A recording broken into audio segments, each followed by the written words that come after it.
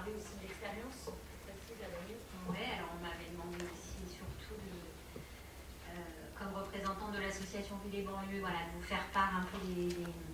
de ce qui pouvait parler de laïcité dans les propositions de Ville et Banlieue.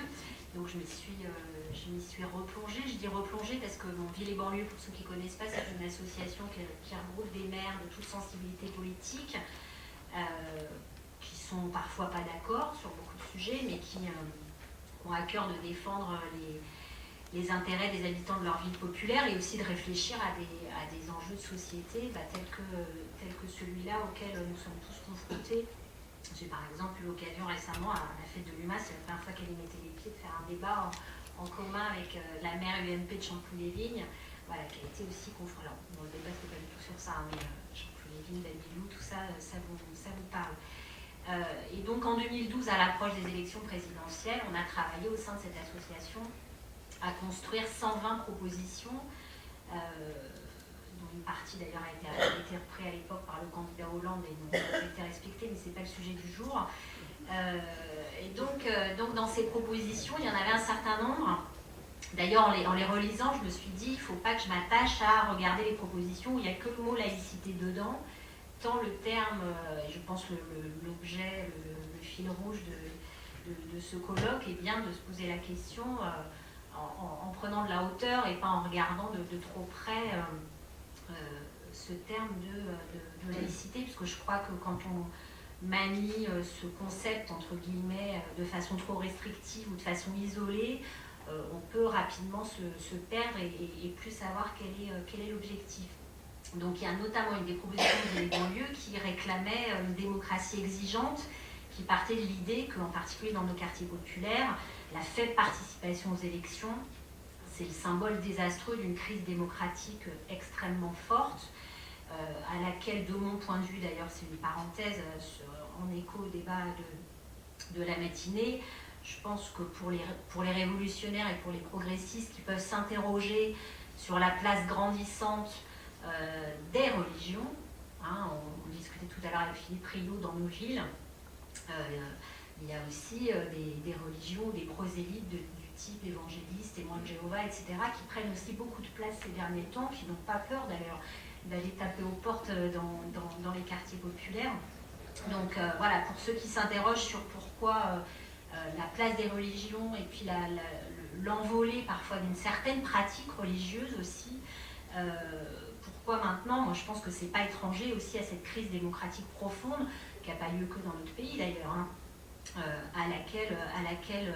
la fuite en avant du système capitaliste conduit, qui fait quand même qu'il y a des reculs de pratiques démocratiques sur le continent européen et ailleurs, qui laissent la place, enfin ça n'est que mon avis personnel, qui laissent la place aussi à d'autres types de recherches, d'idéal, de revendications, d'existence, parce que sentiment d'être rejeté, incompris et pas entendu. Donc voilà, je crois que la question de la participation des habitants a à voir avec comment nous souhaitons vivre ensemble, faire ensemble, quelqu'un disait ça ce matin, pas simplement vivre ensemble, faire société ensemble. Il me semble que ça doit être à la base de ce qu'on souhaite mettre derrière le terme de laïcité. C'est encore plus important quand tout pousse à la division. Je crois que c'est vital. Une autre proposition, de manière,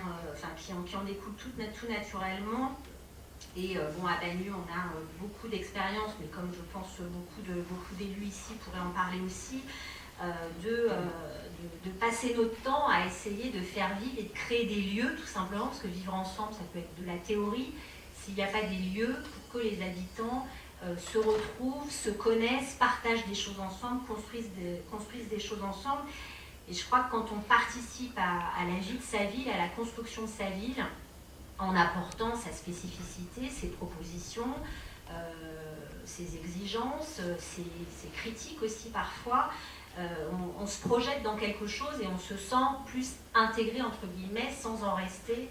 à ce qu'on amène au départ. On essaie de construire quelque chose ensemble. Des lieux, c'est des lieux physiques. On a une maison du projet, on a une maison de la citoyenneté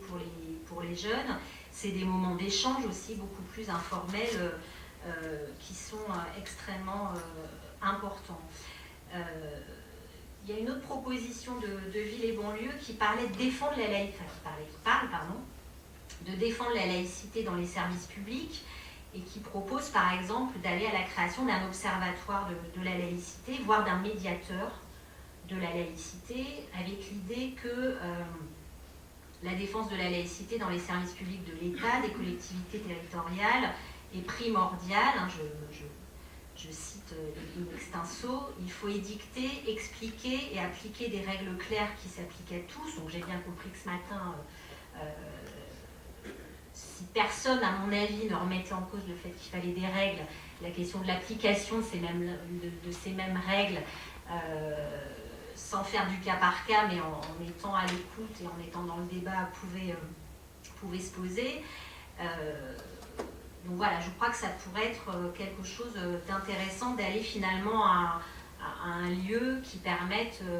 entre élus, entre fonctionnaires aussi, parce que les agents de nos villes, ils sont parfois confrontés à des situations extrêmement concrètes et parfois difficiles à régler tout seul. Je crois qu'aller, pourquoi pas, à la création d'un tel observatoire pourrait permettre des échanges de pratiques qui pourraient être bénéfiques à tous. Ensuite, une autre proposition parlait de laïcité, religion et diversité des cultures dans les programmes scolaires. Et moi, j'ai envie de dire que l'école républicaine, dans nos quartiers populaires où parfois les enfants, qui soient d'origine immigrée ou pas, grandissent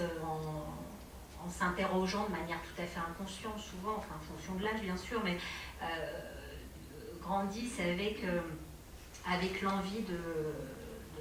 parfois comprendre quelle est leur place en fonction de leur parcours, de leur famille, de leurs origines, avec plein de guillemets au terme origine. Je pense que la question de l'école, d'intégrer dans les programmes scolaires l'enseignement, l'explication de ce qu'est la laïcité, ses bénéfices pour la collectivité, la vie en communauté, est extrêmement important. Alors évidemment, c'est l'éducation nationale qui est en première ligne, qui doit se réinvestir fortement sur ces enjeux, mais les élus et les villes, même s'ils n'ont pas la main sur les contenus scolaires, il est hors de question de demander cela. Voilà, par les projets pédagogiques qu'on peut développer, qu'on peut proposer aux équipes éducatives ou qu'on peut mener dans nos structures parascolaires, je ne sais pas comment appeler ça, mais avec le doigt qu'on met à travers les temps d'activité périscolaire, on nous incite finalement à prendre de la place là-dessus, ou bien dans nos centres de loisirs. Je pense qu'on peut être à l'initiative de projets pédagogiques qui permettent de faire réfléchir, de susciter la rencontre, la découverte d'autres cultures, de travailler aussi, j'étais tout à fait d'accord avec ce que disait Hervé Pénaroui ce matin sur la place de l'immigration dans l'histoire. Enfin, nous, on a eu des expériences extrêmement enrichissantes et passionnantes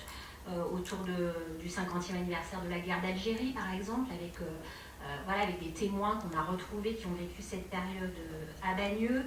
et avec ce que ça a permis d'apprendre, notamment aux collégiens avec lesquels on a mené un travail autour de cette question. Là, dans le cadre de la célébration de la Première Guerre mondiale, on travaille avec l'association Devoir de mémoire sur les poilus venus d'ailleurs. Voilà, tout ça, ça contribue aussi à ce que